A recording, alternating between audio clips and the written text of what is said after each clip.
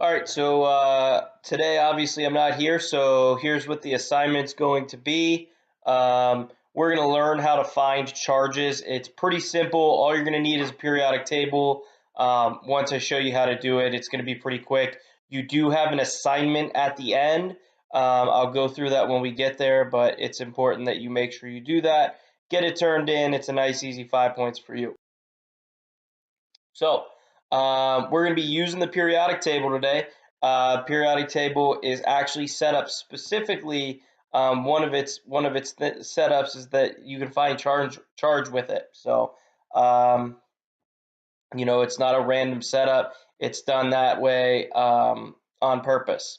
All right. So we're going to be using the term group instead of column. Columns are up and down, but on the periodic table, periods are rows, groups are columns. So we're going to be talking about groups.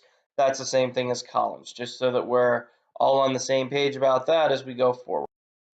All right. So it's nice and easy. Group 1, which is the far left column, group 1 has a +1 charge. Every element in that group has a +1 charge. Group 2 has a +2 charge. Group 13 has a +3 charge. So notice that place where the periodic table dips,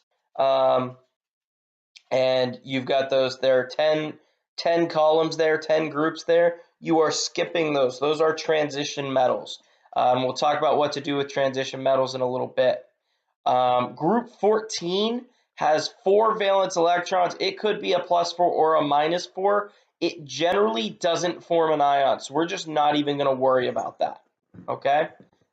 Group 15 is a -3. Group 16 is a -2. Group 17 is a -1. Notice that those are negative, not positive. It's important that you make that distinction, as that's a big part of it. And then group 18, the last group, those are called the noble gases. They have all 8 valence electrons. They don't need to gain or lose anything, so their charge is always 0. So if you look on here, let's see if we have a good one here. Like indium, okay? Indium here is in the +3 column.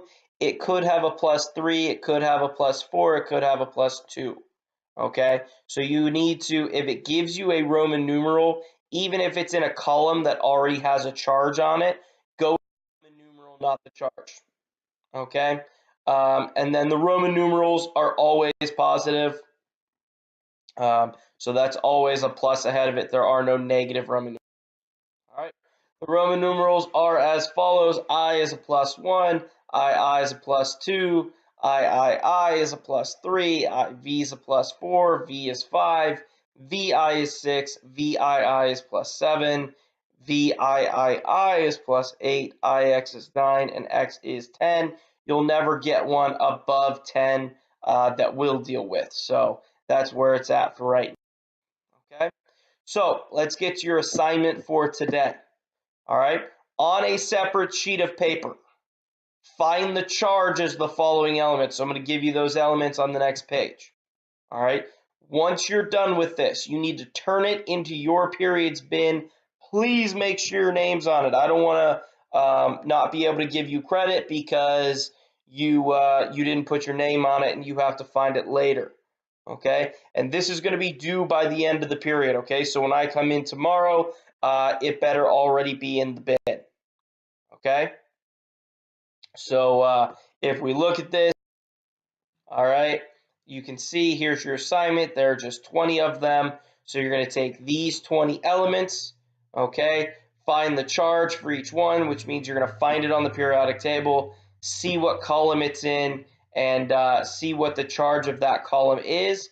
If you get one like number 5, which is Fe, which is iron, okay, obviously you see a Roman numeral there. That Roman numeral is a positive charge. So that's the positive number there that you're going to put in.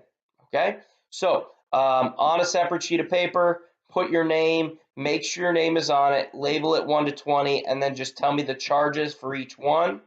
Whether it's a +1, +2, +8, -3, whatever it is, go ahead and put the charges on that, and then from there you're done. So we'll pick it up tomorrow, or we'll pick it up, yeah, tomorrow, and we'll see how we did with it. All right.